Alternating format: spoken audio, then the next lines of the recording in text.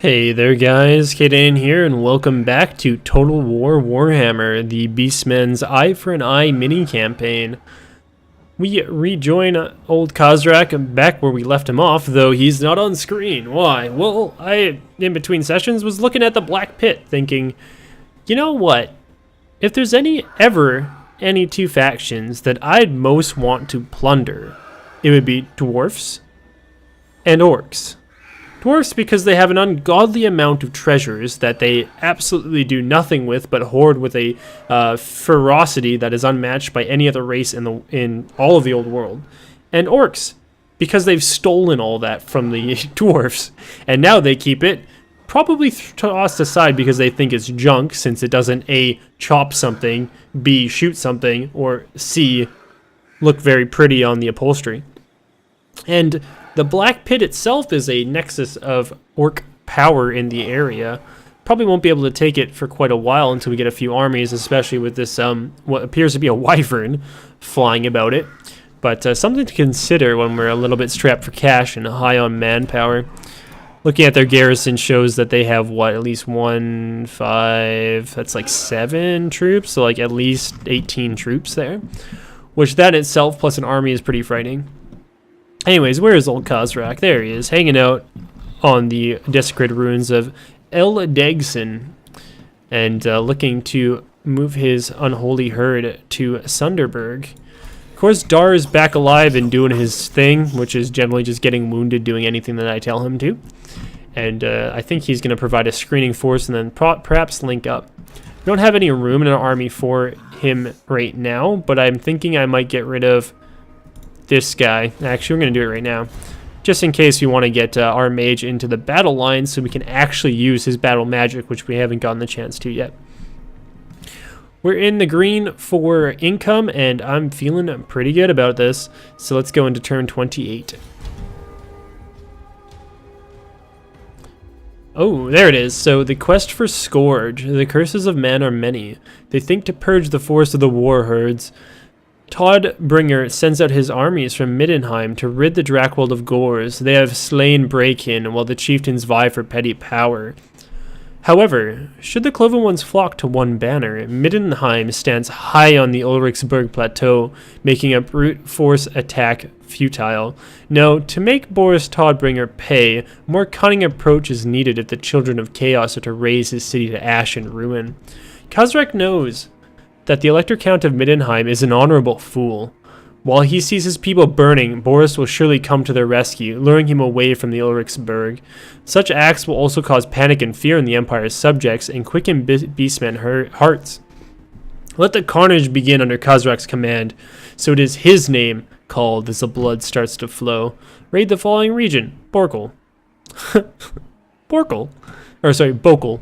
My bad, Bokel. It's quite the build-up, almost like an apocalyptic portent of the doom to come. And it's like, just raid, just do some raiding, steal some wives, get some gold, kill some people. And we get 1500 favor for that. I have no idea where Bokel is. I see Brockle. But once we start raiding, that will trigger the quest chain and get Scourge. Which is Khazrak's infamous whip that bears the curses of constant generations, many, many generations of horrible Bray Shamans, actually, like Dar, except for probably more proficient than Dar is. A little bit of maneuvering in turn 28, going out to turn 29. Looks like their forces under... Oh, who are you? Oh, that's Middenheim. The forces of the Cult of Ulric are nowhere to be seen, so Sunderberg is going to face a cataclysmic death here. Unfortunately, we're going to have to wait one turn, but we're going to move through the beast paths to the other side. And hey, we have encountered the Cinderkin Warherd, who are currently doing combat, as it seems, with Middenheim, which is all good in our books. I really enjoy that. Looks like they are slightly weaker than us, with a neutral attitude. They're kind of don't really care. I know, like, words. Well, that's okay. You don't need to deal with too many of them, since your vocabulary is very limited. they have a moderate likelihood of success for non-aggression pact, and that'll lead to better relationships with them, so they rejected. Well, we'll have to come back. I'm definitely not going to give them money for anything, so I really don't care about their assistance all that much. We're going to try to assassinate Otto Grabber so Dar can gain a little bit more of his experience that he desperately needs, though he's going to fucking critically fail again. That's 3 times in a row this asshole's gotten wounded doing anything. Oh my god. Okay, when he comes back, I think I might just have to fire him. What the hell? Okay. Well, you know what they say, you know, plan for the best, prepare for the worst. Seeing the forces of Middenheim harry our fellow Warherd out into the distance of Isenbuttel. And the Skull Takers have been destroyed. Not very surprising. And Sunderberg is about to be destroyed. Ooh, okay, so they actually have some forces here. We'll take this to the battle map. They have Pistoliers, which to me and my understanding of Pistoliers are... I'm not afraid of those. They're absolutely terrible, and I hate them in every way, and I wish Pistoliers would be better than they are. But that's just my personal bias. Alright, so looking at the terrain here, we got a little bit of a dip. Ooh, what's this? Nice. Look at that. Burning skulls. I lied. There are actually skulls with a skull throne here. Quite a large one, in fact. Looks like one of a wyvern. Anyways, I digress. Looks like we have 2 little depressions here in which the armies are going to be deploying in. Nice forest here for us to take and to attack from. Their Pistoliers will have Vanguard, but I highly doubt that they will be utilizing it. Probably preferring to stay close to the main force to support them. Of course, our Gores, our Ungores with spears, our Minotaurs, and Khazrak cannot deploy in any sort of Vanguard formation, so we're going to keep them back and put them right at the front line of the deployment zone. We're going to take our dogs with Vanguard, and we're going to put them off to the side somewhere, I think. We'll put them back here. Oh, wait, can we? No, we can't. I lied. I wanted to put them there. We're going to put them right here so that they're slightly hidden by this hillock. Hopefully they won't be seen too quickly. We're going to take our archers and we're going to put them also to the side, at least hidden, hopefully for some time. I mean, the archers do have stalks, so that means that they are hidden in any terrain, which means we can put them out in the open and they won't be seen unless a enemy force is very close to them. We're going to take our Ungores with axes and keep them as kind of like a single battle line. We'll put them over here so that they're somewhat of a flanking force, but they're not too apart from the main group. We're going to take our Gores and we're hopefully going to get them into these woods as quickly as possible. Out being seen, hopefully. They probably will be, but if they are, it's no big deal. They'll turn to face us and that's fine. Our Centaurs will be deployed here, hopefully shielding them from the sight of any forces and moving into this woods. Probably none of this is actually going to go the way that I think it will, but let's hope. Alright, who's actually hidden? You guys aren't actually hidden. You guys aren't actually hidden. But that's okay. Gonna move our battle line all the way up, and it looks like they're countering our movements. We're gonna move these guys over and immediately reveal them. Take Khazrak and our Minotaurs, move them up. Our Gores are like even a little bit too far away to do too much right now. Same thing with our dogs. But what they're here to do is to distract primarily.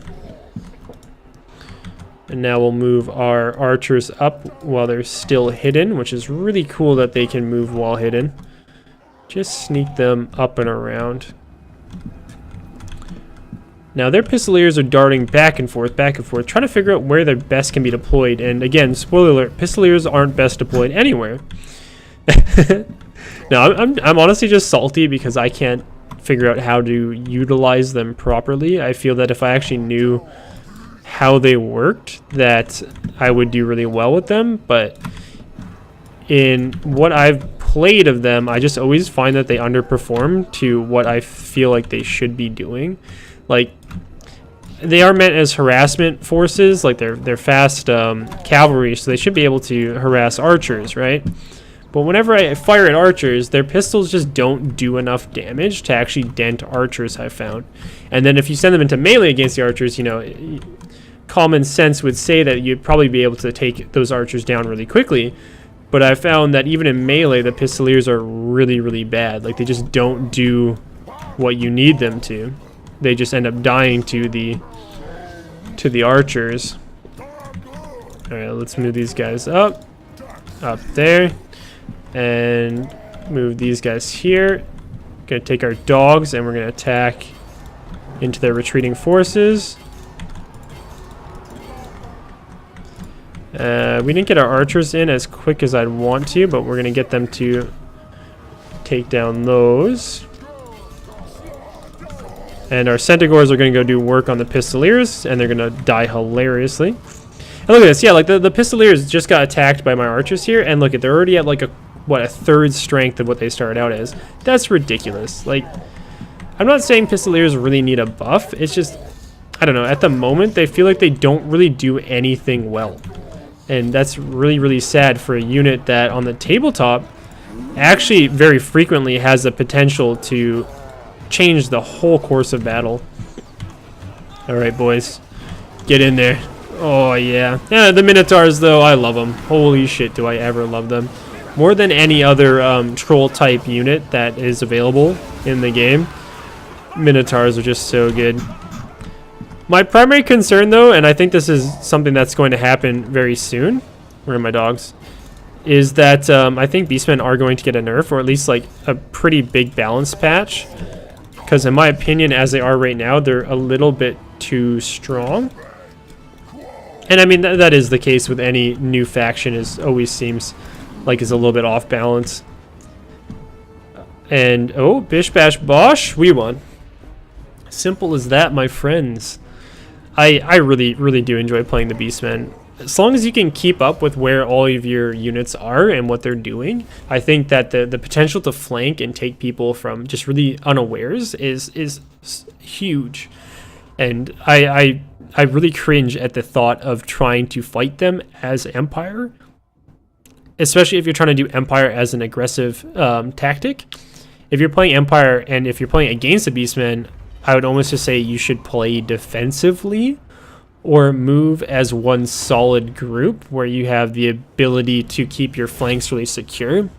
I'd almost try to go in like a flying V formation forward with like always making sure that your sides are protected, because the strength of the Beastmen, even when you forget to use your Gift of Chaos, is that they can just hit you from all sides and engage the battle line from a really advantageous position in their position as opposed to yours. So it seems like Beastmen are the ones being they dictate how the battle will go and fight in their favor as opposed to being a reactionary force. Somewhat like the dwarfs. The dwarfs have to be reactionary because they have a lot of defensive skills. Anyways, we picked up the Pigeon Plucker Pendant. The wearer of this bizarre pendant is supernaturally protected against attacks from flying creatures, which went to Khazrak. It gives us a -8 to melee attack of any flying units in his general vicinity.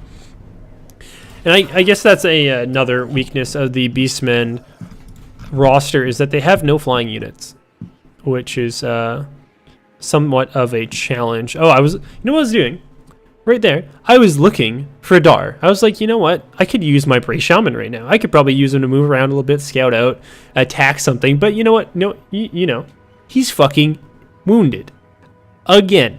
Because he's so shit. He went through all that training out in the woods, finding his inner beast and unleashing the potential of the winds of magic to get hurt. Like, I don't know, he probably tripped on a root or something when he was on his way to go kill somebody, and he like broke his wrist, or like, I don't know, he bruised his todger, and now he has to go sit out in the back of the Warherd for a couple of turns because he's too much of a pansy to actually do his magic. That goddamn bastard. And hey, we've gotten so salty over him, Dar being away from the herd, that we've actually gained a Bray Herd ally from the copious amounts of salt that I just poured forth. Let's make good use of them and send them against Drakwald. We kind of need to replenish our Ungors a little bit, but I think that we can squeeze out one turn of movement before we do that. And I'm going to move over this way and then jump towards this side to Isenbuttel. Hopefully this Warherd will distract the armies of the Cult of Ulric into coming down south, and Isenbuttel will fall to our depredations. And then of course Grosfjord or Fur will fall given time. Alright, let's end turn 32, and hopefully Dar will show up late for work on turn 33. There's the armies. And, the dark moon rises. What should we do? What should we do? These are almost a benefit and a malice as well. Because, like, if I really don't want to take a penalty right now because I'm not interested in doing too much of any of this. But, of course, I have to choose, and I'm going to get a bonus, but I'm also going to get a penalty as well. Let's just go for the cost of skill, because it's the most neutral and the most that I'll get the benefit out of if I want to buy new troops. Which, it's only +2. So that I could guess I could, like, get rid of an Ungor herd and hire a new one on, but that doesn't really appeal to me in any sense. Let's go into recruitment stance or replenishment stance. We can build up to a toxic grounds, but I really don't care to. And I forgot, we can hire on Gors now. That is something I actually should do. We have 2 regular Gore herds, but now we can hire Gors with shields, which actually because they lose that extra hand weapon, they lose melee attack. So they get that shield bonus, they lose melee attack, they gain melee defense naturally, they lose their charge bonus, and they lose weapon strength as well. But they're also cheaper, which is surprising. Usually the units with shields are more expensive, which is pretty cool. I'd almost want to say we should replace our whole battle line with these guys if we can afford the price of it, because while they're not as numerous, they're just going to hold out better. Wait, no, these guys, the spears? No. Well, this is surprising. The Ungor herd, I mean, they are pretty high level. I guess it's the veterancy bonus, but they have a lot better melee attack than the Gore herd with shields. Interesting. But they don't have as good of a melee defense. So the Gore herd is actually quite the potent defensive force, whereas the Ungors are still good for being hammer tactics. How interesting. I don't know where these guys fit into my battle plans then, or into what my battle line should look like. Oh man, what we'll do is we'll take 2 of these guys. Oh man, I don't even want to take both out. Damn. Alright, you know what, we're gonna leave it. I think it's unnecessary to hire them on with our veteran troops the way that they are. I mean, unless we can get rid of this guy. We'll get rid of that guy. And we'll bring in some Gors, because it looks like upgraded Ungors are honestly just better in terms of being a hammer than the Gors are at being a hammer themselves. They work well as an anvil, it seems, though. Drakwald is under siege. I didn't realize that was a larger settlement. And we've discovered Gruk, the ambusher, under the Skrinderkin Warherd. We've gained our Hives of Pestilence, which gives us +3 growth and allows us to choose another technology. Ooh, Gore Drunk. The knowledge that Go as a Minotaur may wallow in filth and enemy blood will draw many more from afar, which gives us some extra recruitment capacity. Not totally interested. Let's get the fresh blood grounds for that raiding bonus so that we can actually gain some income. And we're going to have to start doing some raiding soon, I think. We're a little bit low on the old ducats. And I need extra ducats for my wars. Let's move slightly out of range of being seen by any armies coming to reinforce Drakwald. And we'll end the turn, hopefully, seeing Dar show up for the battle for Isenbuttel. Couple of Middenheim forces coming to survey the area. Got their UN, reporters tags on, saying that they're not part of the fight, just trying to stay impartial till I come knocking on their gates. And Dar, of course, is back. You know what, Dar? I'm sick of you acting as an agent on your own. Let's get into my army. You shut up, get in line, and cast magic when I tell you to. No, let's take the actual army and let us... Can we not lay siege to the army? To the... Why can't I attack that? Oh, I cannot attack in my current stance. Oh, I see. I'm still using the beast paths. That makes sense. Alright, let's just slip past these totally impartial armies of Middenheim and destroy the settlement of Isenbuttel. Just right in front of them. They just don't care. They're like, we're not a part of this conflict. We didn't sign any agreements. Fucking assholes. That's like, yeah, it goes to show, the kingdoms of man. God, petty and... Ooh. 5,300 gold. That is very nice. The petty kingdoms of man really don't care for each other. Got an obsidian trinket, which gives us magic resistance, but of course we already have the pigeon plucker pendant, which, you know what, it works. Same thing with another chaos cultist, which we don't need. Khazrak is gaining levels like a madman, and we are going to go for... should we go for the charge bonus? Oh, this is hard. For Ungors. Yeah, let's go for the charge bonus for Ungors. So it'll boost up those Ungors with axes when they come around for the hammer strike. And... Oh. Did Dar level up? Oh my god, Dar actually leveled up. Look at that. Let us grab... ooh. Horde building construction costs minus 15%. That's actually pretty useful. And we're going to keep him in the army pretty much from now on, since he's shown us that he's absolutely trash when he's outside the army. And hopefully he will be able to help us build infrastructure. And we are sober for once. We gained 5 leadership from sacking some breweries. Now, I can't quite make it to Roche, so we are going to take this opportunity to... Where can we go? Let's go right about here. And we are going to rest and replenish for a turn. I lied about what I said about Dar. We're going to send him out while we're resting, and hopefully he won't die again. We're going to send him for an assassination, and let's all, for the record, look at this. Hero wounded, 10%. He has a 10% chance. That is 1 in 10 chance to be wounded. So if he does for a 4th time in a row, that would be that's just statistically improbable, and I do not appreciate that the dice gods are doing this to me. Well, he failed, so that was like a 30% chance, but at least he wasn't fucking hurt doing it. Oh, Dar.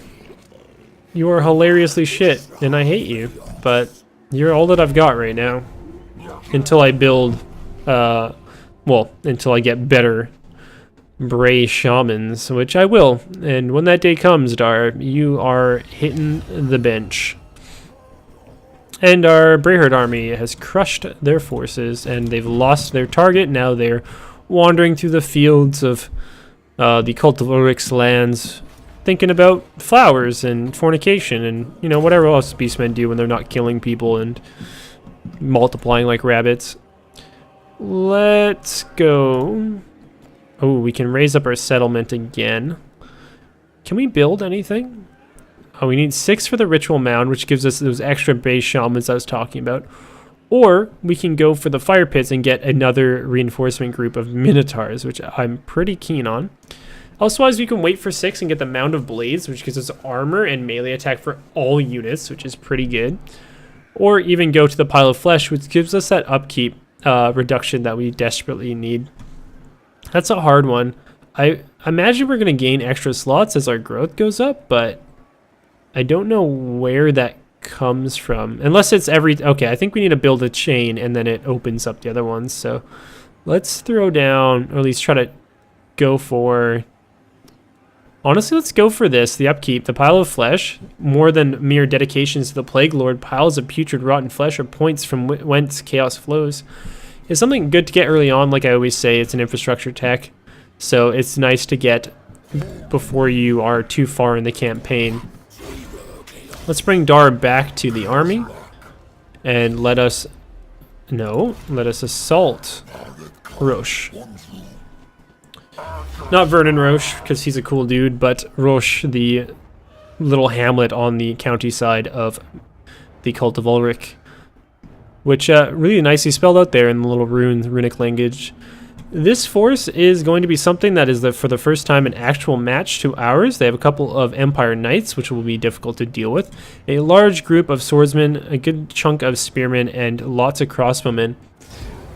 Hopefully nobody dies. Oh, I mean, hopefully lots of people die, but not so many beastmen, and hopefully not a whole unit. So, ooh, I forgot that we had the Winds of Magic and gambling. Let's gamble.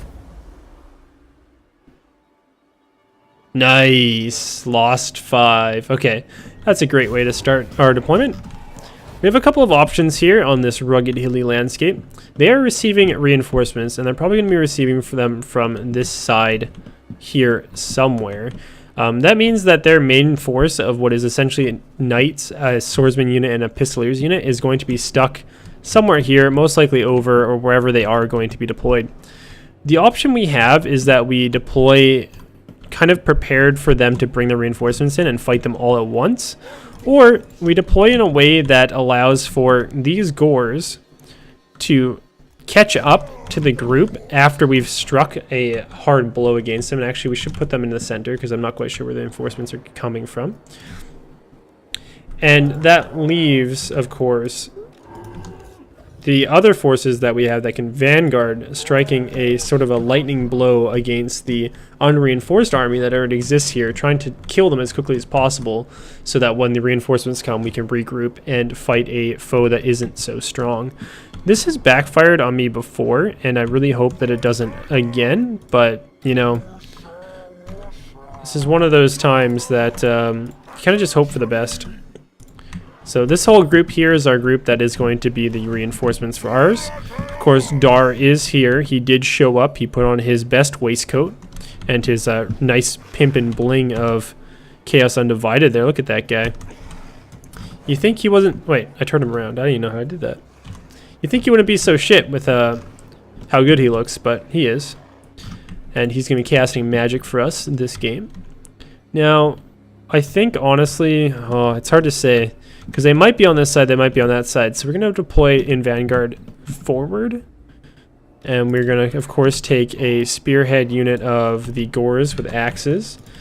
Going to take a group of archers to support them. Set them all up. Next, we're going to set up on the opposite side here, just, you know, just in case, our group of Gores. And our group of archers. And together they will lead the strike that way. It looks like our Gores with shields cannot deploy in Vanguard. Let's look at them. They look pretty neat. Look at the size of those shields though, my god. Alright, they're probably not happy that they have to bear the shield as opposed to having 2 axes, which I can, you know, I can appreciate that. And we'll take our cavalry, set them up in the center here. Same thing with our dogs. They'll be right about here. And then we're good. All right, so let's do this, hopefully, lightning strike. Oh, hold on. So what I didn't realize is they chose to fight with the larger army. So this is what I thought was going to be reinforcements. They are now right in front of our face. We could lose this. Okay. Game plan. Probably gonna attack head on. Just double assaults on both sides. Pull our cavalry around, both into like 2 U shapes to strike at their rear. Hopefully get these guys up as fast as possible to fill that blank. I don't normally do this in this way, but what we're gonna have to do is go like this. I don't like to do paused because it's a little bit, I think, kind of cheating. But that's something that people in the Total War community kind of are divided on. Gonna attack the Pistoliers. We're going to move this group like so. We're going to move this group like so. We're gonna take our dogs Go like that. Gonna take these guys and go the opposite way, and then these guys are gonna have to make a mad dash to the front. Like that. That's good. You guys can go there. Why isn't it showing there? Okay, you guys just go there. Alright, let's do this. Everybody start moving. You guys better start running. You need to move quickly, please. Everyone else, come on. We don't got time to be sitting around. Oh my god, our gores are already taking so much damage.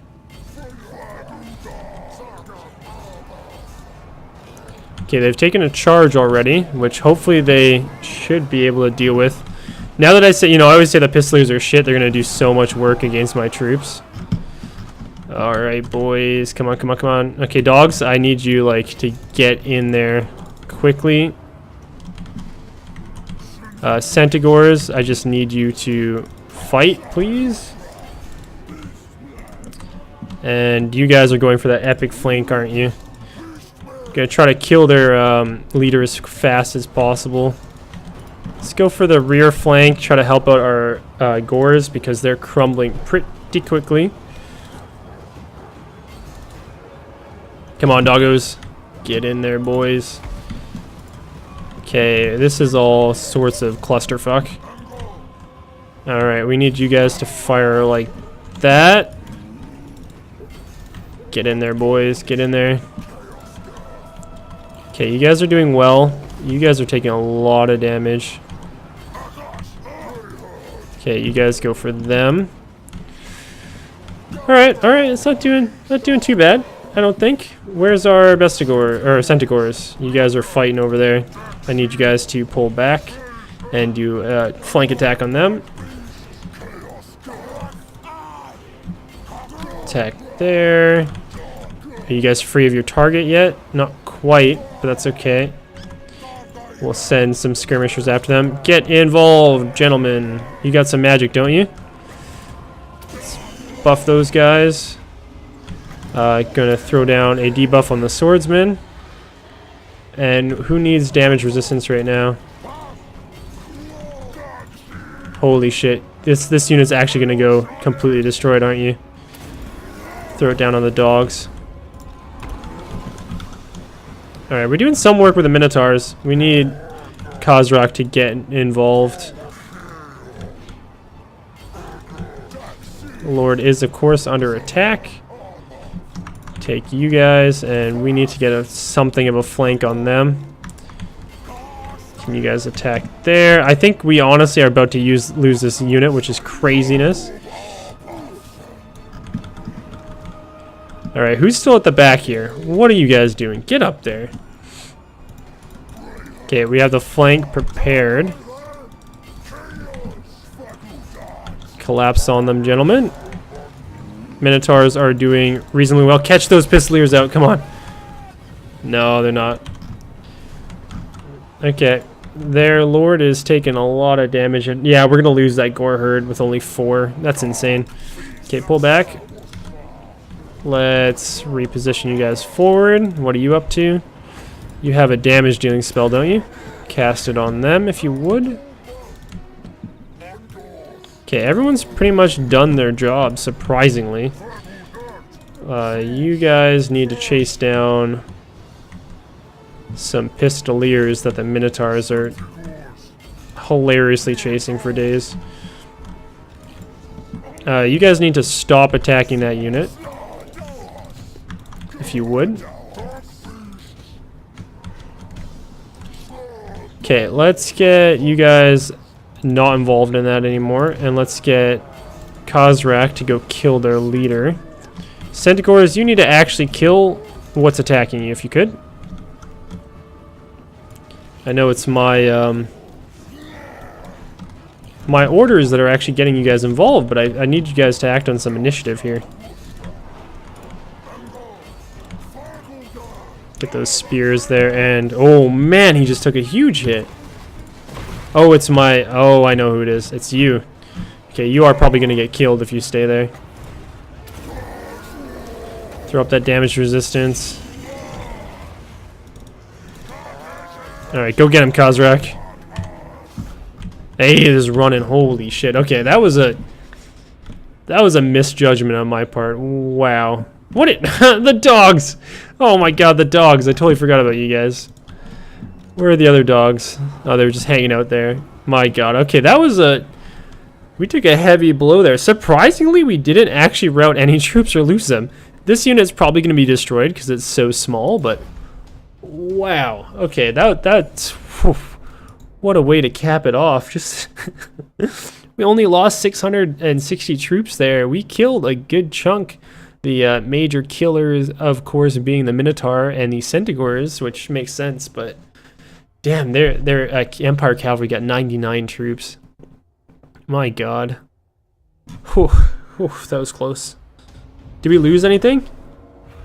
Yeah, we lost the Gores. I really hate how it doesn't show the X over like the units that you've lost, but oh, we gained a Lichbone Pendant, which gives us magic resistance to a unit, and we gained a level up, it looks like. Wow, that was a very, very close fight. We don't need the money, so we're just gonna raise and defile and rut like mad to replace some of our casualties there. Jesus. I also gained a Manish Thrall for Dar, which gives us +4 versus humans in leadership. Very nice. And our enemy, of course, was killed. Wow, that was a close one.